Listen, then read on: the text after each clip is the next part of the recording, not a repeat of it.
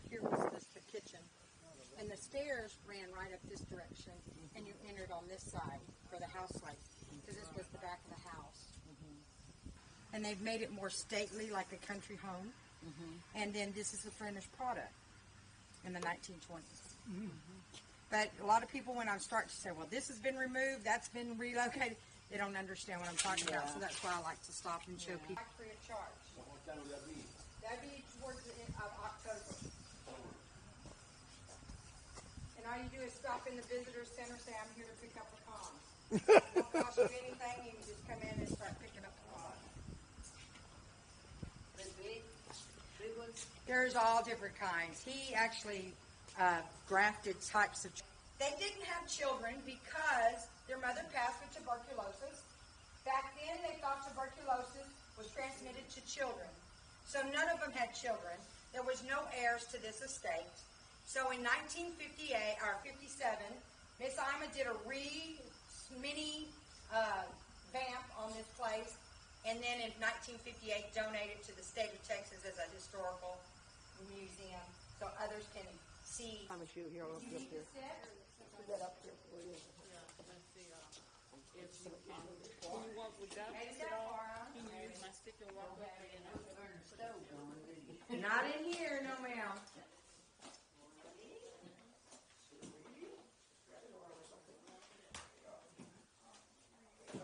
You wouldn't mind if I saw cans with you? Oh yeah, I think they might.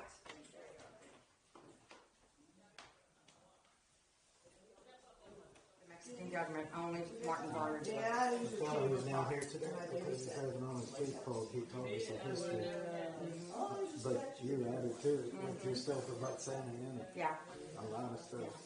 Yeah, and there's a lot of famous people that was here. You know, we've had Sam Houston here, Stephen F. Austin, of course, and you know, a lot of well-to-do Texas people Well, in the just the Senate. people on the county, even. Oh yeah, Down to go. such large groups. The wardrobe. I see it. I don't know how many people we had walking down the stairs. I'm not. One of Miss Iman's collection. And a niece and bag, deep. Now, when we get to here, make sure you hold on to the outside and stay still. Just come on in. I want to talk about some things here.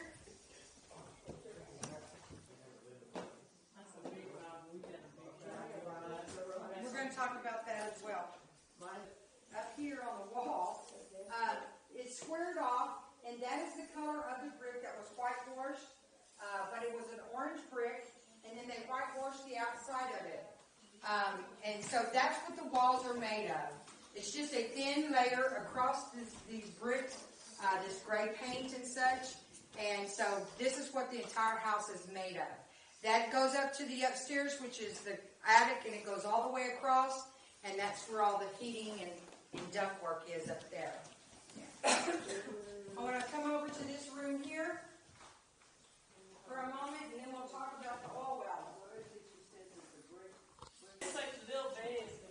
Well, people back then, ma'am, were, the biggest man was about 5'8". 5'9" is tall for back then. Their shoe sizes range from 6 to 8 for men, and women's shoe sizes was 3 to 6. And their height was only between 4'10" and about 5'1". So they're very small in stature back then. And ma'am, so we brought all their stuff here, and it's stored out in the collection. And so we were going through some boxes, and I unwrapped this one little, and it's just a little vase. And it looks like a little teapot, actually. And I looked down, there's paper in it, and I pulled it out, and it said, I stole this 25 years ago. Could you please put it back with the collection? Oh my I'm like, wow, somebody's having an epiphany before they were dying. I need to get this back so I can go and get to heaven.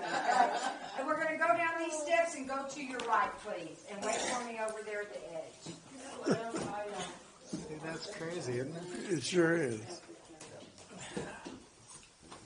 I'm not a comedian, but I try to make it entertaining. I hope you don't mind. You know, when I worked at the state school, we did a contract for Imperial Sugar. And so the people that were doing the work, the slaves or the people at the state school. Right.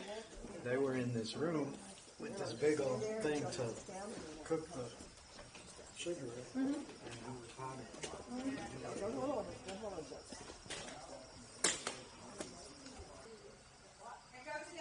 This is what they call a breezeway, I think. This is the breezeway. Oh, yeah? Oh, I'm sure. No, I've never been, but I would be when we go to, right. Well, no, I'll be going to help put the antiques back in.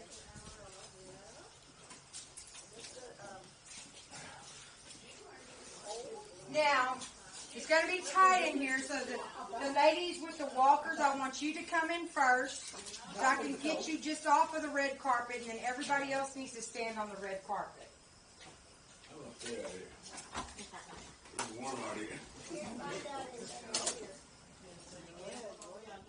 The rest of you, please stay on the carpet, red carpet. Okay. This is called the Hogg dining room. This was completed in 1920. This used to be half of this room, and it was this size right here, and this was the Patton's prep room for dinner.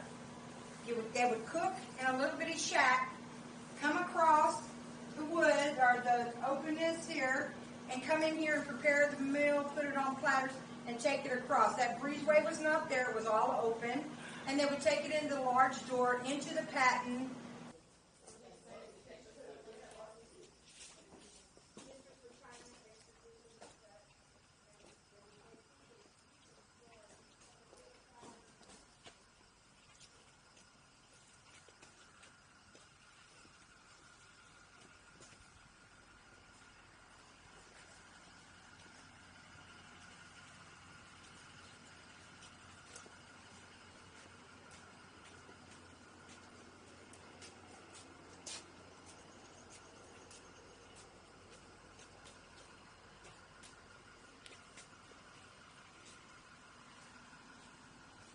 Is this it? I guess so. This reminds me of the Fulton Mansion. Some of the stuff.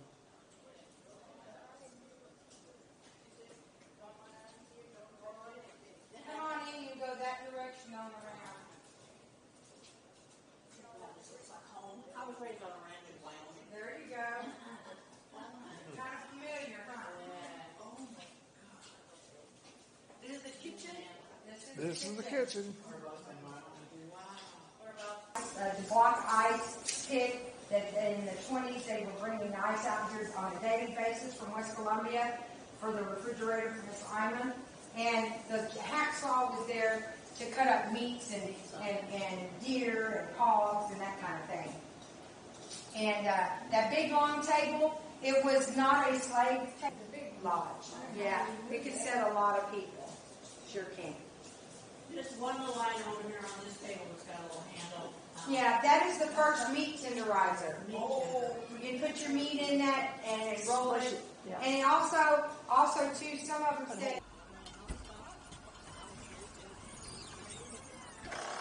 Okay, when we go across the creek here, the first thing you're going to see to your right after we cross is the old sugar mill ruins. You'll see the molting pots I showed you upstairs.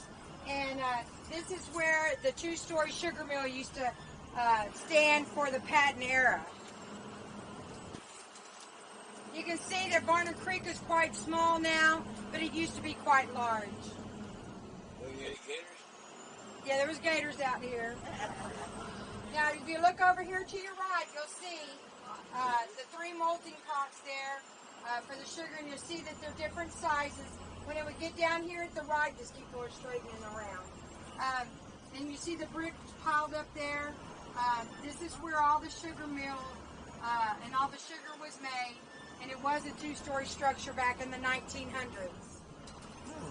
This here is what we have a picnic area now, and you'll see Miss Ima's number 4 oil well. This was the last well that was pumping oil out in 1950.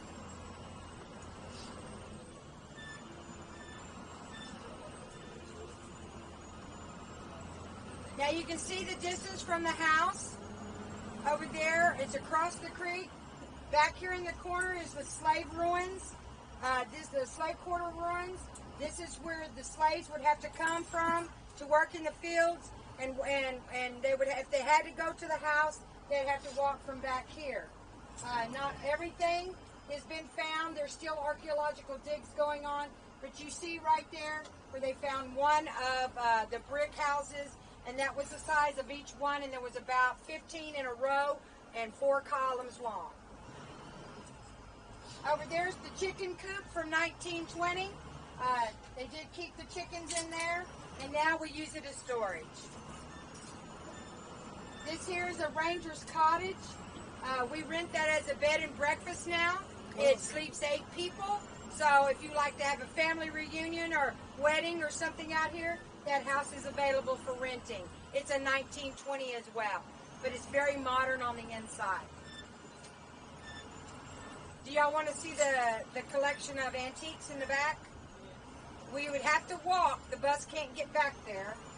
So those of you that can walk, we can walk.